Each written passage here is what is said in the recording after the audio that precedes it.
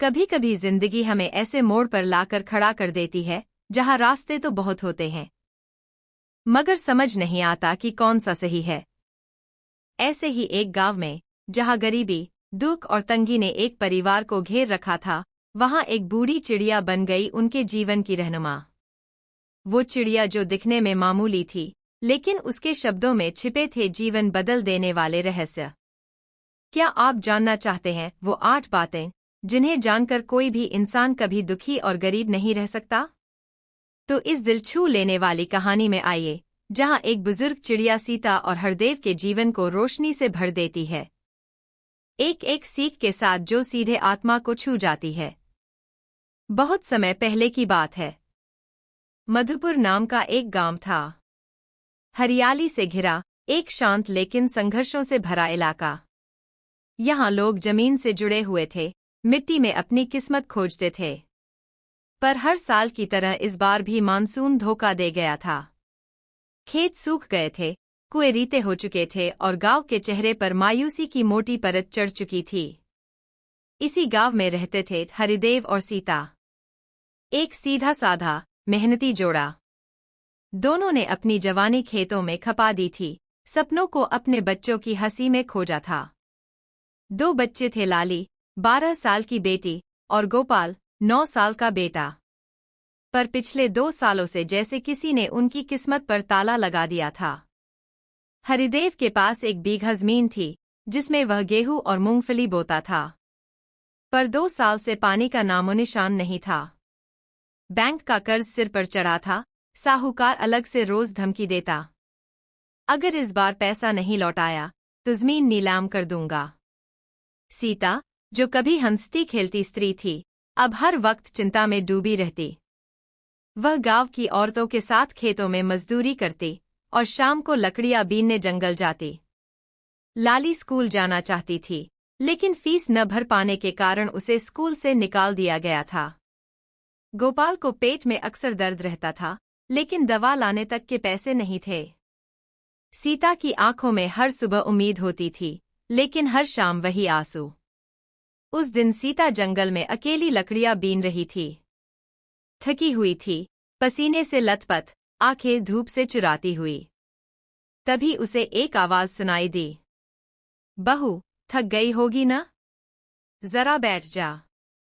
सीता चौंकी, इधर उधर देखा, पर कोई इंसान नहीं था। तभी उसकी नजर एक पुराने बरगद के पेड़ की डाल पर बैठी एक बूढ़ी चिड़िया पर पड़ी। वह चिड़िया सामान्य पक्षियों से अलग थी, उसकी आंखों में अनुभव था, पंखों पर जैसे वर्षों का ज्ञान लिपटा हुआ था। सीता ने घबराकर कहा, कौन कौन बोल रहा है? चिड़िया मुस्कराई, मैं हूं, माई चिड़िया। मैं उन लोगों के पास आती हूं जिनका दिल सच्चा और मन दुखी होता है। सीता कांप उठी। ऐसा पहली बार हुआ था कि किसी पक्षी ने इंसानों की भाषा में बात की हो। वह थोड़ी डर गई, पर ममता से भरी उस आवाज में एक अजीब सी सुकून भी था। चिड़िया नीचे उड़कर सीता के पास आ गई। चिड़िया बोली, मैं जानती हूं तुम्हारा दुख। भूख, कर्ज, बच्चों की पढ़ाई और बीमारी, सबका बोझ उठाते हुए तुम थक चुकी हो। लेकिन क्या तुम चाहती हो कि तुम्हारा जीवन फिर से हरा भरा हो जाए? सीता की आंखों में आंसू आ गए। उसने कांपती आवाज में कहा, अगर ऐसा हो सके तो मेरी आत्मा तक आभारी हो जाएगी। पर क्या ये संभव है माई? हम तो अब हार चुके हैं। चिड़िया ने गंभीर स्वर में कहा, संभव है, लेकिन तुम्हें मेरी 8 बातों को समझना और अपने जीवन में उतारना होगा। ये बातें तुम्हें न सिर्फ गरीबी से निकालेंगी, बल्कि तुम्हारा मन भी शांत करेंगी। सीता ने श्रद्धा से सिर झुका लिया। पहली बार किसी ने उसके दुख को बिना कहे समझा था। उस दिन जब सीता गांव लौटी, तो उसकी चाल में एक अलग आत्मविश्वास था। हरिदेव ने पूछा, क्यों, आज बहुत देर हो गई? सीता ने पहली बार मुस्कुराकर कहा, कुछ खास बात हुई जंगल में, जो शायद हमारी जिंदगी बदल दे। हरिदेव ने सोचा, इतनी परेशानी में भी हंसना? ये कैसे हो सकता है? लेकिन कुछ तो बदला था सीता में। रात को उसने अपने दोनों बच्चों को पास बिठाया और कहा, बच्चों, आज से हम हार नहीं मानेंगे। माई चिड़िया ने मुझे कुछ बातें बताई हैं, जो अगर हम मान लें तो हमारी दुनिया बदल सकती है। लाली ने पूछा, माँ, ये माई चिड़िया कौन है? सीता ने उन्हें पूरी बात बताई।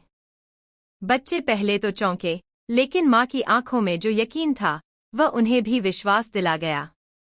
सीता ने अगली सुबह फिर उसी बरगद के पेड़ के नीचे जाकर चिड़िया से मुलाकात की। चिड़िया ने उसे पहली सीख दी, संतोष ही सबसे बड़ा धन है। सुबह का समय था। हल्की धूप पेड़ों से छनकर जमीन पर पड़ रही थी। सीता अपने घर के सारे काम जल्दी जल्दी निपटाकर फिर उसी बरगद के पेड़ के पास पहुंची, जहां माई चिड़िया ने उससे जीवन बदलने का वादा किया था। चिड़िया पहले से ही वहां बैठी थी, जैसे उसे सीता के आने की प्रतीक्षा थी। सीता ने सिर झुकाकर कहा, माई, अब तो आपकी बताई बातों पर ही हमारा जीवन टिका है। कृपा करके अपनी पहली सीख बताइए। माई चिड़िया मुस्कुराई और बोली, बेटी, जीवन में जो सबसे बड़ी दौलत है वो है संतोष। जो मनुष्य संतोष में जीना सीख गया वह कभी दुखी नहीं होता, चाहे उसके पास कुछ भी हो या न हो। चिड़िया ने सीता को एक कहानी सुनाई। बहुत समय पहले एक राजा था जो हमेशा दुखी रहता था। उसके पास सोना, हीरे जवाहरात, नौकर चाकर, बड़ा महल सब कुछ था। लेकिन फिर भी उसे हमेशा लगता कि कुछ कमी है। वही एक साधारण लकड़हारा था जो जंगल से लकड़ी काटता, दिन में रोटियां खाता और रात को चैन की नींद सो जाता।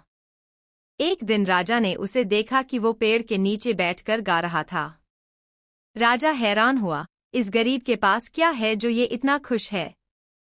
राजा ने उसे बुलाया और पूछा, तुम हर दिन इतना मेहनत करते हो, थक जाते हो, फिर भी गाते क्यों हो?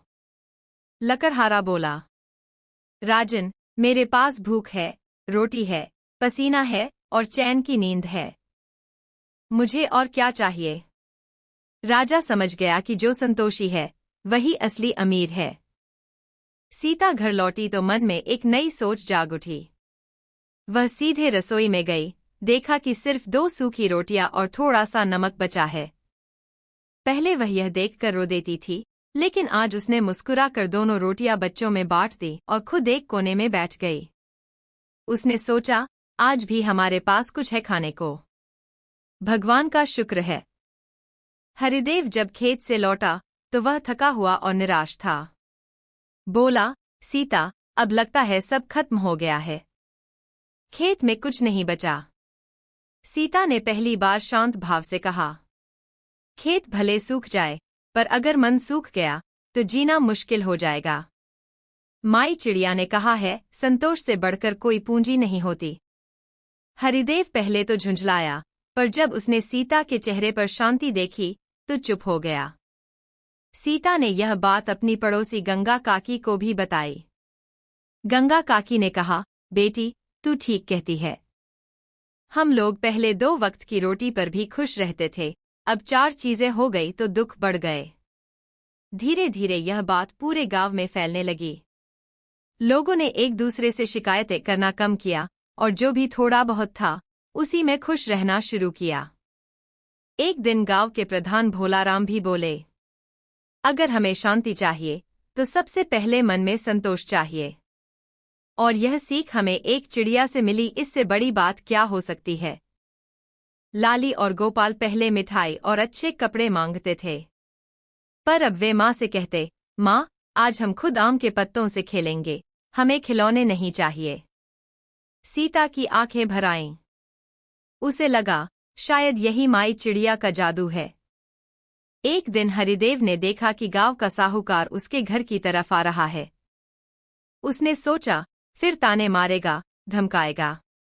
लेकिन आज वह शांत रहा। साहूकार ने कहा, पैसे कब देगा? हरिदेव ने शांति से जवाब दिया, भाई, कोशिश कर रहा हूं। भगवान जो देगा उसमें से पहले तेरा हिसाब दूंगा। साहूकार कुछ पल चुप रहा, फिर बोला, हर बार तो तू झुंझला जाता था, आज इतना शांत कैसे है? हरिदेव मुस्कुराया।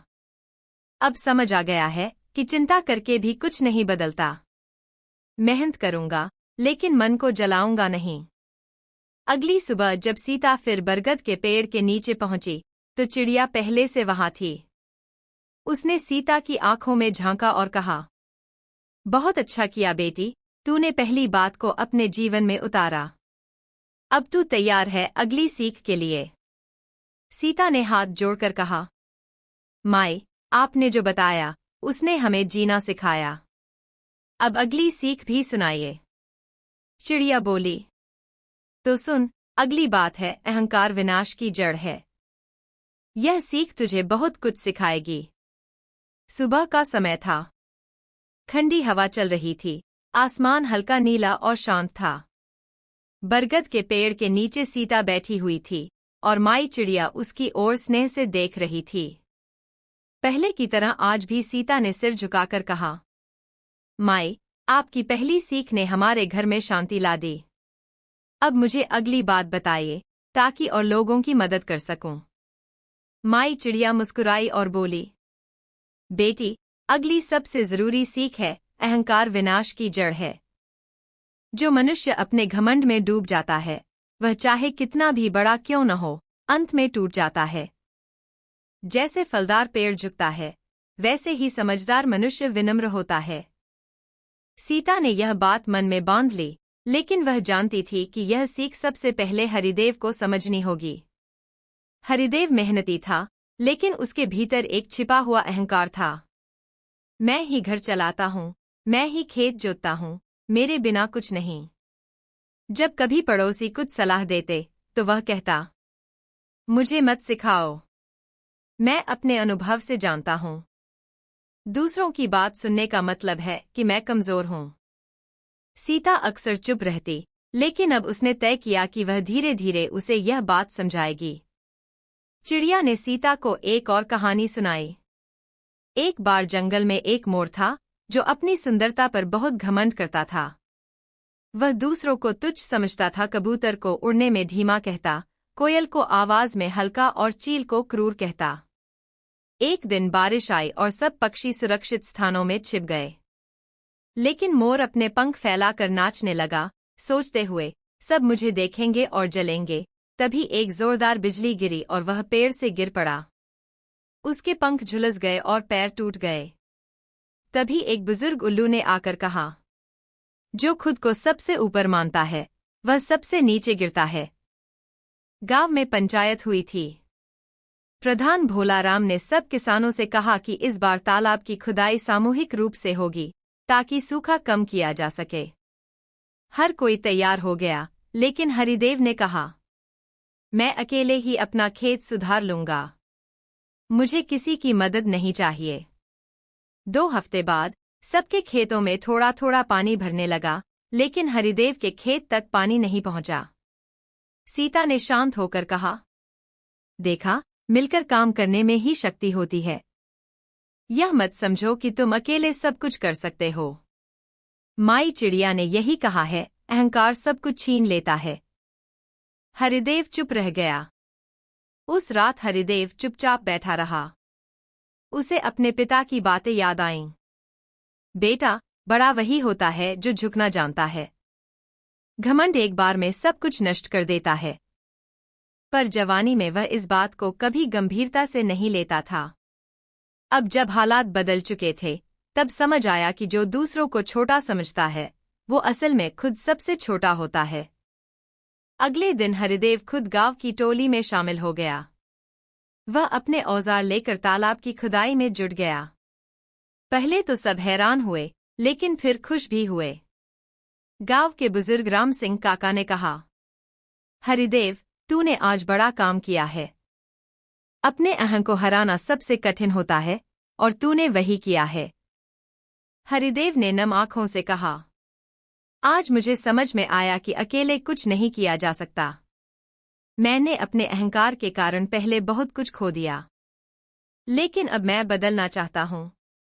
उस शाम हरिदेव ने अपने बच्चों से कहा, बच्चों, अगर कभी ऐसा लगे कि तुम सब कुछ जानते हो और किसी की बात नहीं सुननी चाहिए, तो समझ लेना कि तुम्हारे भीतर अहंकार आ गया है।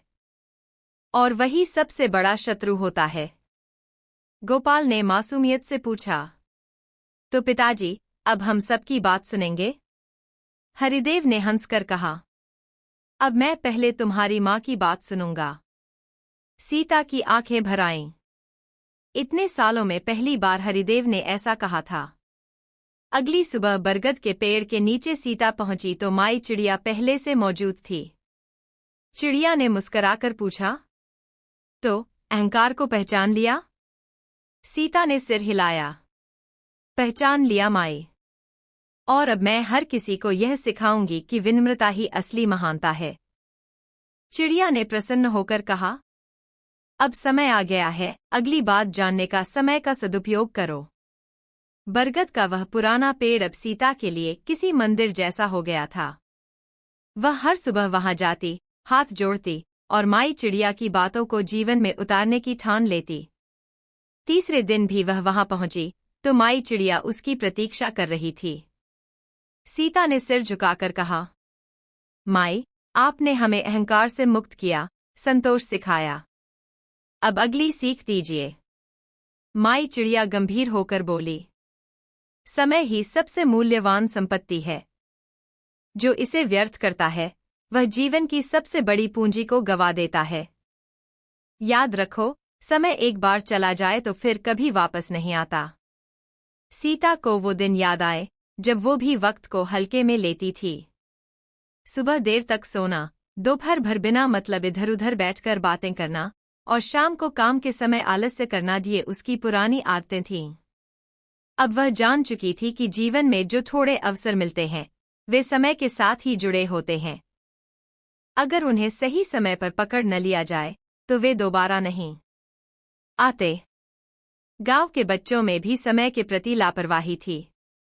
सुबह देर से उठना, स्कूल न जाना, सारा दिन नदी किनारे खेलना और शाम को झूठ बोलना, ये उनकी दिनचर्या बन चुकी थी। लाली और गोपाल भी पहले ऐसी ही आदतों के शिकार थे। लेकिन जब सीता ने माई चिड़िया की यह सीख सुनी तो उसने ठान लिया कि वह अपने बच्चों के जीवन की दिशा बदलेगी। अब सीता सूरज उगने से पहले उठती। सबसे पहले अपने घर के सामने तुलसी में जल देती, फिर बच्चों को प्यार से जगाती और कहती, बेटा, जो सुबह जागता है वही जीवन में आगे बढ़ता है। वह उन्हें छोटे छोटे काम देना शुरू करती, लाली को आंगन बुहारने के लिए, गोपाल को पानी भरने के लिए। धीरे धीरे बच्चे समय का महत्व समझने लगे। माई चिड़िया ने उस दिन सीता को एक और कहानी सुनाई। एक किसान था जो हर बार बोवनी देर से करता था। जब सब लोग मानसून आने से पहले खेत तैयार कर लेते, वह आलस्य करता और कहता, अभी बहुत दिन हैं। जब तक वह खेत जोतता, बारिश निकल चुकी होती, बीज नष्ट हो जाते और फसल नहीं उगती। हर साल वह दूसरों से कर्ज लेता और रोता। एक दिन एक साधु ने कहा, जो आज का काम कल पर टालता है वो हमेशा पछताता है। लेकिन किसान ने नहीं सुना और अंत में उसे अपना खेत बेचना पड़ा। हरिदेव अब हर सुबह उठकर खेत पर जाता, भले ही वहां कुछ उग नहीं रहा था। उसने कहा, सीता, अब मैं खाली नहीं बैठूंगा। अगर खेत में कुछ नहीं हो रहा तो गांव के कुएं की सफाई में मदद करूंगा। एक दिन प्रधान भोलाराम ने कहा, हरिदेव, तुम्हारी मेहनत और समय का सदुपयोग देखकर मुझे गर्व हो रहा है। अब बाकी लोगों को भी तुमसे सीख लेनी चाहिए। सीता और हरिदेव ने मिलकर गांव की औरतों के साथ एक योजना बनाई। वे हर दोपहर एक जगह इकट्ठा होकर घर की बची चीजों से हथकरघा, गुड़िया, टिकली, लोहे के औजारों की मरम्मत आदि का काम करने लगीं। इससे दो फायदे हुए। सबका समय सही दिशा में लगने लगा। थोड़ी थोड़ी आमदनी होने लगी। अब लाली और गोपाल स्कूल जाने लगे थे। वे अपने साथियों से भी कहते, चलो जल्दी उठो वरना देर हो जाएगी। माई चिड़िया कहती है, समय कभी किसी के लिए नहीं रुकता। गांव के बच्चे भी धीरे धीरे बदलने लगे। स्कूल का माहौल सुधरने लगा। शिक्षक भी हैरान थे कि बच्चे अब समय पर आने लगे हैं। एक दिन गांव में एक शादी थी। बारात समय से निकलनी थी, लेकिन घोड़ी सजाने वाले ने देर कर दी। जिससे बारात देर से पहुंची और लड़की पक्ष में नाराजगी हो गई। हरिदेव ने वहां खड़े होकर सबको समझाया। देखा, बस एक आदमी की समय की अनदेखी से सबका माहौल बिगड़ गया। सबने उसकी बात मानी और अब शादी ब्याह जैसे आयोजनों में समय की सख्ती से पालन होने लगा। अगली सुबह सीता बरगद के नीचे पहुंची तो चिड़िया ने मुस्कुराकर पूछा, बेटी, अब तो समय का मूल्य समझ आ गया? सीता ने सिर झुकाकर कहा, माई, समय ही असली भगवान है। जो इसका आदर करता है वह कभी असफल नहीं होता। माई चिड़िया ने कहा, बहुत अच्छा। अब तैयार हो जा, अगली बात के लिए अच्छे कर्म ही असली पूंजी हैं। चूल्हे की आग मध्यम हो चुकी थी और रात का अंधेरा गहरा रहा था। सीता अपने आंगन में बैठी थी, उसकी आंखों में पिछले दिनों की कई बातें ताज़ा हो रही थीं। वह अभी भी अपनी जीवन यात्रा में आ रही नई नई सीखों को समझने की कोशिश कर रही थी। उसकी आंखों में अब एक नया विश्वास था और दिल में बदलाव की पूरी उम्मीद। तभी उसे वही मीठी आवाज सुनाई दी, सीता, बेटा, आज तुम्हें एक और महत्वपूर्ण सीख देने आई हूं। सीता हड़बड़ाते हुए उठी और देखा वही बूढ़ी चिड़िया उसके तुलसी के पौधे के पास बैठी थी। उसका पंख जैसे अनुभव और ज्ञान से भरा हुआ था। उसकी आंखों में गहरी चमक थी। सीता ने घबराकर कहा, माए, क्या बात है? आज कौन सी नई बात सीखनी है? चिड़िया मुस्कुराई और बोली, बेटी, आज मैं तुम्हें बताने आई हूं कि असली पूंजी क्या होती है। अच्छे कर्म ही असली पूंजी हैं। सीता ने चौंक कर कहा, अच्छे कर्म? क्या इसका मतलब है कि केवल अच्छे काम करने से हमें धन मिलेगा? चिड़िया ने शांति से कहा, नहीं सीता, अच्छे कर्म का मतलब है वह काम जो तुम दूसरों के भले के लिए करती हो, बिना किसी स्वार्थ के। वह कर्म जो तुम्हारे भीतर इंसानियत, प्यार और सच्चाई की भावना को प्रकट करते हैं। सच्ची पूंजी वह होती है जिसे कोई चुरा नहीं सकता। वह है तुम्हारी ईमानदारी, तुम्हारा अच्छा दिल और तुम्हारी मेहनत। चिड़िया ने एक कहानी सुनानी शुरू की। बहुत समय पहले एक गांव में दो भाई रहते थे, हरदेव और सागर। हरदेव बड़ा था, लेकिन वह बड़ा कंजूस और घमंडी था। वह अपनी मेहनत का फल केवल खुद के लिए चाहता था। गांव में उसका नाम था, जो कुछ भी कमाए सिर्फ अपने लिए। वहीं सागर छोटा भाई था, जो बहुत ही नेक दिल, ईमानदार और दयालु था। वह अपनी कमाई का एक हिस्सा हमेशा गरीबों को देता था। वह जब भी किसी को मदद करता तो उसका दिल खुश हो जाता। सागर की अच्छाई और नेक कामों के कारण गांव के लोग उसे बहुत सम्मान देते थे। लेकिन हरदेव को यह समझ नहीं आता था, सागर अपने समय और पैसे को क्यों दूसरों के लिए खर्च करता है। एक दिन गांव में एक बड़ी आपदा आई। बारिश बहुत कम हुई थी और फसलें सूखने लगी थीं। सब किसान चिंतित थे कि अब क्या होगा। हरदेव अपने खेतों में पड़ी अपनी फसल को लेकर चिंतित था, लेकिन वह किसी को मदद नहीं देना चाहता था। सागर ने देखा और सोचा, अगर मैं मदद नहीं करता तो लोग कैसे इस संकट से उबरेंगे। सागर ने अपनी बचत का एक बड़ा हिस्सा गांव के गरीबों में बांट दिया और सभी को सलाह दी कि हम सब मिलकर एक दूसरे की मदद करें। कुछ महीने बाद बारिश ने अपना रंग दिखाया और फसलें फिर से लहलहाने लगीं। सागर के खेतों में सब कुछ अच्छा हुआ, लेकिन हरदेव की फसलें खराब हो गईं, क्योंकि उसने कोई मदद नहीं की थी। सागर का जीवन फिर से समृद्ध हुआ क्योंकि उसने अच्छे कर्म किए थे। लोग उसकी मदद के लिए हमेशा उसके पास आते थे।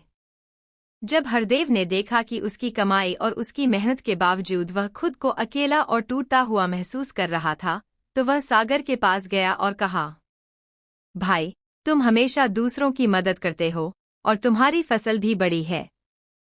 क्या यह तुम्हारी नेकदिली का फल है? सागर ने मुस्कुराते हुए कहा, हाँ हरदेव, मेरे अच्छे कर्म ही मेरी असली पूंजी हैं। मैं जो करता हूँ वह दूसरों के भले के लिए करता हूँ। वही सच्ची संपत्ति है जो तुम्हारे पास नहीं आ सकती, क्योंकि वह तुम्हारी आत्मा से जुड़ी होती है। सीता गहरी सोच में डूब गई। वह समझ गई कि सिर्फ पैसे कमाना ही सफलता नहीं है। अगर दिल में सच्चाई, ईमानदारी और प्यार न हो तो कोई भी खुशी स्थायी नहीं हो सकती। वह सोचने लगी, अब मैं भी अपने जीवन में अच्छे कर्म करूंगी। दूसरों की मदद करना, बच्चों को सही राह दिखाना और हर कदम पर सच्चाई और प्यार का पालन करना, यही असली पूंजी होगी। सीता ने सोचा कि उसे हरदेव को भी यह बात समझानी चाहिए। जब हरदेव घर लौटा और सीता को देखा तो वह थोड़ा घबराया हुआ था। सीता ने धीरे से कहा, देखो हरदेव, हमें अपनी मेहनत को सिर्फ अपने लिए नहीं बल्कि दूसरों के लिए भी इस्तेमाल करना चाहिए। हमें अपनी अच्छाई को फैलाना चाहिए। हरदेव को कुछ समझ में आया। वह सोचने लगा, सीता सही कह रही है, मुझे भी अपने कर्मों पर ध्यान देना चाहिए। कुछ ही दिनों में गांव में एक बड़ा बदलाव आया। सीता और हरदेव ने तय किया कि वे मिलकर गांव में एक सामूहिक रोटी बांटने का आयोजन करेंगे ताकि किसी को भी भूखा न सोना पड़े। गांव के लोग उनके साथ जुड़ने लगे और देखते ही देखते गांव में अच्छे कर्मों का एक नया दौर शुरू हो गया। हर कोई एक दूसरे की मदद करने लगा। धीरे धीरे गांव की हर चीज में परिवर्तन हुआ और लोग सच्चे दिल से एक दूसरे के साथ रहने लगे। गांव में सुबह का उजाला धीरे धीरे फैल रहा था। नीम के पेड़ पर बैठी बूढ़ी चिड़िया आज फिर सीता और हरदेव के आंगन में उतरी। दोनों पति पत्नी रोज की तरह अब उसे ध्यान से सुनने लगे थे। गोपाल और लाली भी अब अपने माता पिता की तरह इस चिड़िया की बातों को सुनने लगे थे।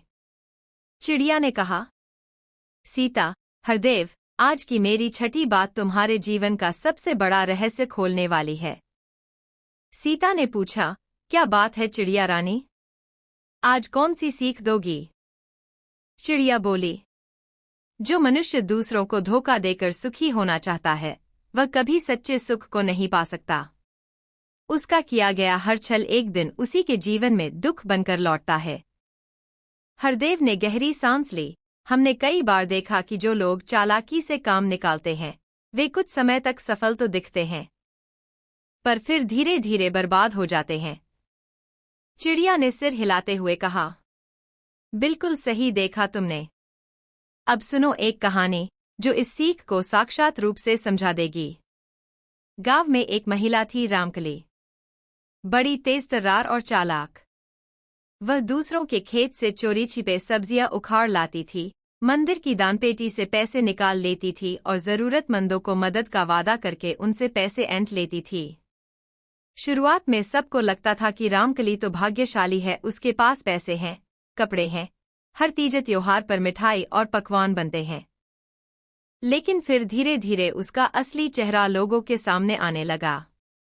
जिनका पैसा उसने धोखे से लिया था वे सब एक दिन उसका सामना करने आ गए। मंदिर के पुजारी ने उसे पकड़ लिया। गांव की पंचायत ने उसे अपमानित किया। उसके बेटे ने मां की बदनामी देखकर उससे सारे संबंध तोड़ लिए। आज रामकली अकेली, बीमार और दरिद्र पड़ी थी। उसके पास न अपना घर रहा, न मान सम्मान। चिड़िया ने कहा, सीता, हरदेव किसी का हक मारकर सुखी होने की कोशिश खुद अपने पांव पर कुल्हाड़ी मारना है। जिस दिन आदमी को ये समझ आ जाए उसी दिन से उसका दुख दूर होना शुरू हो जाता है। सीता ने नम आंखों से कहा, अब समझ में आ रहा है चिड़िया रानी, कभी किसी को धोखा नहीं देना चाहिए। चाहे जितनी भी परेशानी हो, ईमानदारी सबसे बड़ी दौलत है। चिड़िया मुस्कराई, अब तुम तैयार हो अगली सीख के लिए? लेकिन उसे मैं कल बताऊंगी।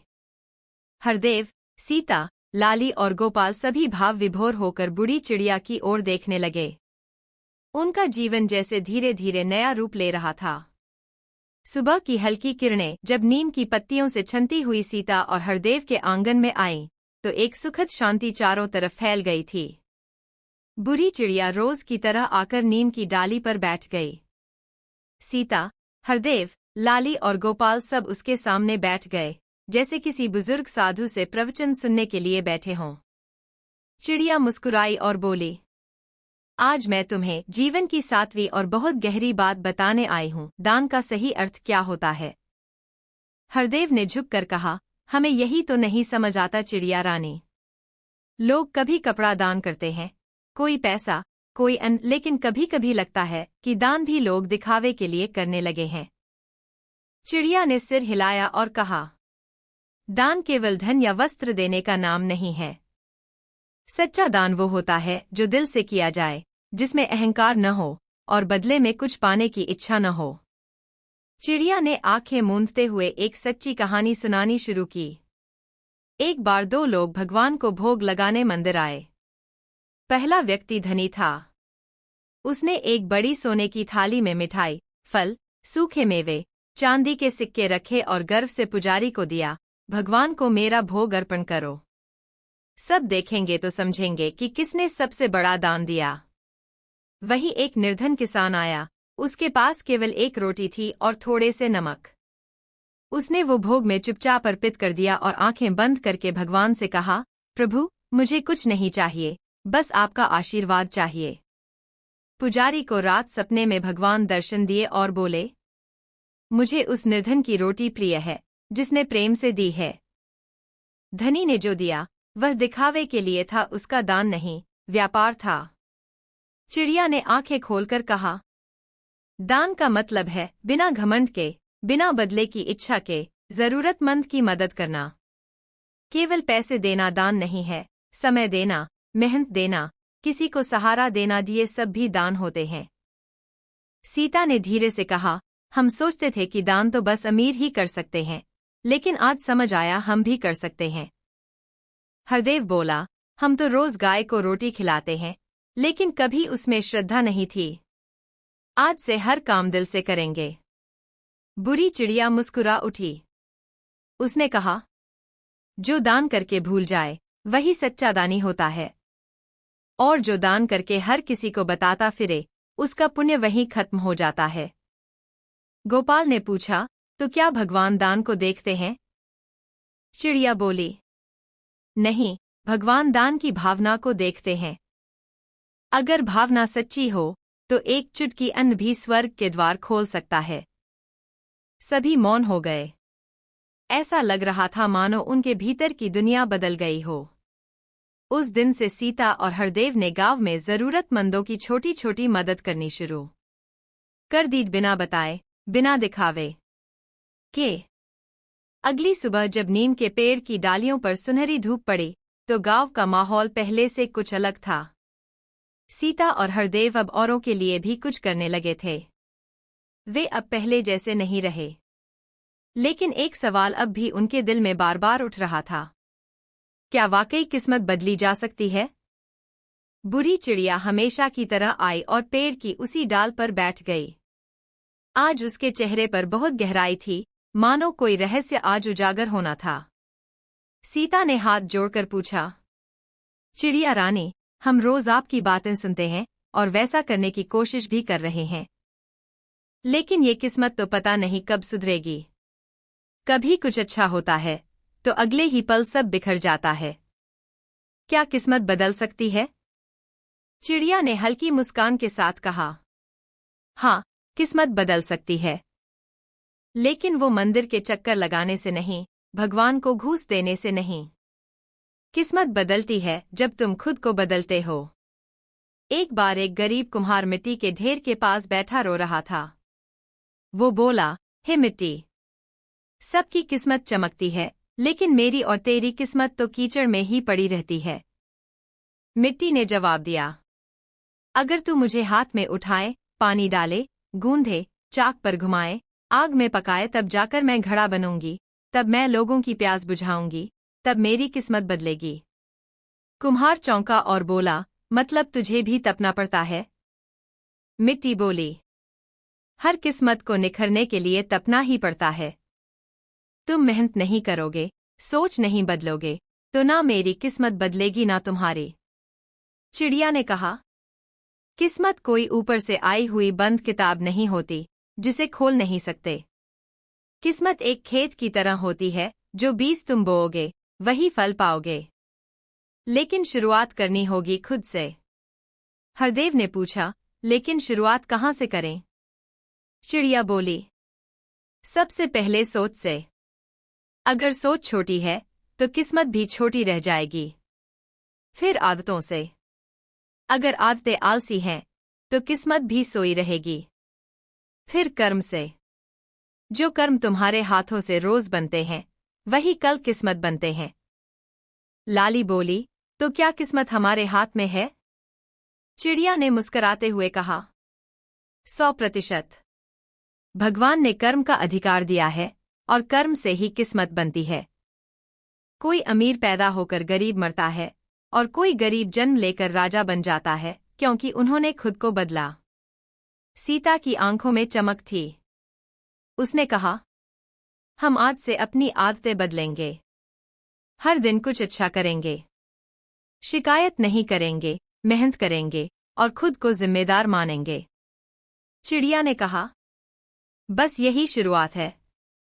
और जब इंसान खुद को बदलने का संकल्प ले लेता है तब किस्मत भी रास्ता बदल लेती है।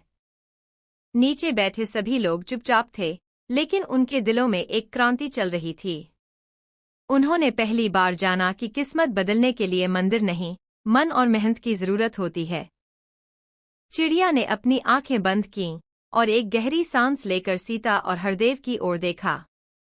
फिर बोली, तुमने पूछा कि भगवान कब नाराज होते हैं और कैसे पता चलता है। तो सुनो, ये जानना कठिन नहीं है, पर अधिकतर लोग इसे नजरअंदाज कर देते हैं। जब कर्म बिगड़ने लगें और फल नहीं मिले। अगर तुम खूब मेहनत कर रहे हो पर परिणाम शून्य है, बार बार प्रयास करने पर भी असफलता हाथ लगती है, तो समझ लो ईश्वर का संकेत है, तुम्हारे भीतर कहीं ना कहीं दोष है। ये नाराजगी नहीं, चेतावनी होती है कि रास्ता बदलो या अपना मन बदलो।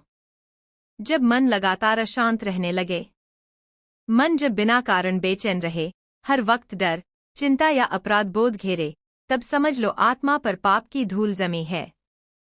भगवान आत्मा के माध्यम से संकेत देते हैं। जब रिश्ते एक एक कर टूटने लगे, जिनसे प्रेम था वे दूर जाने लगे, अपने लोग पराये बनने लगे, तब यह भी संकेत होता है कि अहंकार या लालच ने तुम्हें घेरे रखा है। भगवान तब रिश्तों के जरिए तुम्हें आईना दिखाते हैं। जब दान पुण्य से भी शांति न मिले, यदि तुम दान भी कर रहे हो पर हृदय में संतोष नहीं है, तो समझो तुम्हारा दान दिखावे का है, आत्मा से नहीं निकला। भगवान केवल नियत देखते हैं, राशि नहीं। जब बार बार वही दुख दोहराया जाए, अगर जिंदगी में बार बार एक ही दुख, एक ही पीड़ा लौट कर आ रही है, तो ये ईश्वर का सीधा संदेश है, तू अभी भी नहीं बदला। ये सबसे बड़ी चेतावनी होती है। सीता और हरदेव अब तक सन्न थे। उन्हें अब तक जो भी कष्ट आए, वे सब जैसे आंखों के सामने चलचित्र बनकर दौड़ने लगे। लाली और गोपाल भी चुपचाप बैठे थे, उनकी आंखों में भी आत्मचिंतन झलक रहा था। चिड़िया बोली, ईश्वर किसी से नाराज नहीं होते। वे बस इंतजार करते हैं कि कब तुम उन्हें पुकारोगे, कब तुम अपने भीतर झांकोगे। नाराजगी दरअसल हमारी ही चेतना की आवाज है, जो हम तक नहीं पहुंचती। हरदेव ने उठकर हाथ जोड़ लिए, हे मां चिड़िया, तूने हमें एक नई जिंदगी दे दी। अब हम अपने कर्म सुधारेंगे, अपने भीतर झांकेंगे और भगवान को खोने नहीं देंगे। और इस तरह बूढ़ी चिड़िया की 8 सच्चाइयों ने न केवल हरदेव और सीता के जीवन को बदल दिया, बल्कि उनके बच्चों, पूरे गांव और उन सभी लोगों को भी रास्ता दिखाया जो कभी ना कभी दुख, दरिद्रता और भ्रम में फंसे थे। अगर आपको ये कहानी पसंद आई हो तो इसे लाइक करें, शेयर करें ताकि औरों को भी सीख मिले, और सब्सक्राइब करें हमारे चैनल को, क्योंकि हम लाते हैं ऐसी कहानियां जो जीवन को बदलने का हुनर सिखाती हैं। मिलते हैं अगली कहानी में, तब तक याद रखिए, जो अपने कर्मों को बदल लेता है वही अपनी किस्मत भी बदल लेता है। जय श्री राम।